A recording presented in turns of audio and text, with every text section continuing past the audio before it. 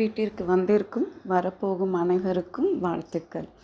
எல்லாருக்கும் முதல்ல தீபாவளி வாழ்த்துக்கள் சொல்லிடுறேன். அம்மா, இந்த மாதத்துக்கான பதிவு தீபாவளி வாழ்த்துக்கள். தீபாவளி கொண்டாட்டம் உங்களுக்கு தெரியும், ரொம்ப விமர்சனையாக எல்லா தரப்பினரும், இதில் ஜாதி மதம் அந்த எதுவுமே இருக்காது. எல்லாரும் பட்டாசு வெடித்து சந்தோஷமாக கொண்டாடக்கூடிய இந்த தீபாவளியை நீங்களும் ரொம்ப சந்தோஷமாக கொண்டாடுங்க. அதே சமயம் சேஃப்டியாக கொண்டாடுங்க. பிள்ளைங்க பட்டாசு வெடிக்கும்போது பக்கத்தில் நின்று கவனிச்சிட்டே இருங்க. பத்திரமா வெடிக்கணும். எல்லோரும் சந்தோஷமாக தீபாவளியை செலிப்ரேட் பண்ணுங்கள். அம்மாவுக்கு இது ரெட்டிப்பு பல மடங்கான சந்தோஷம். ஏன்னா நான் சொன்ன தேடல் நம்மளுடைய புத்தகம் வெளியிட்டு ரொம்ப விமர்சனையாக ரொம்ப நல்லா போயிட்டுருக்கு. தேடல்னாலே சொல்லுவாங்க இல்லையா, கூகுளில் போய் சர்ச் பண்ணுறோன்றீங்க இல்லையா, அந்த மாதிரி தான் தேடல்.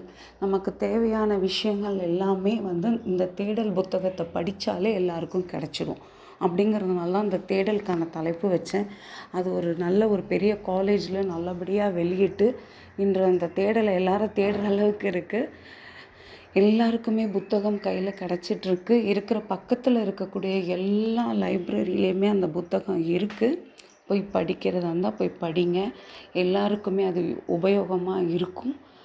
அதே சமயம் அந்த புத்தகம் நல்ல வரவேற்பு. அதே மாதிரி பிரியா மியூசிக் சொல்லியிருந்தேன் இல்லையா, என்னுடைய பிரியா மியூசிக் 27M அந்த மியூசிக் சேனலும் ரொம்ப நல்லா போயிட்டுருக்கு. அதாவது சொல்லிக்கிட்டு இருக்கேன் இல்லையா, என்னால் முடிஞ்சது நம்ம சும்மா இருக்கிறதுக்கு ஒரு சின்ன சின்ன விஷயங்கள் அவ்வளோதான். அதுவும் இவ்வளோ பெரிய இதுவாக போயிட்டுருக்கு. அதுவும் எழுத்து பணி ரொம்ப சிறப்பாக போயிட்டுருக்குன்றது ரொம்ப சந்தோஷமான விஷயம். எல்லோரும் தீபாவளியை ரொம்ப சந்தோஷமாக கொண்டாடுங்க. எல்லோரும் ரொம்ப சந்தோஷமாக இருங்க. ஒரே ஒரு விஷயம், டென்ஷன் எடுத்துக்காதீங்க. நான் திருப்பி அம்மா தான் சொல்கிறேன், டென்ஷனாகவே ஆகாதீங்க. எல்லோரும் ரிலாக்ஸாக இருந்து பண்டிகையை கொண்டாடுங்க. வாழ்க வளமுடன்.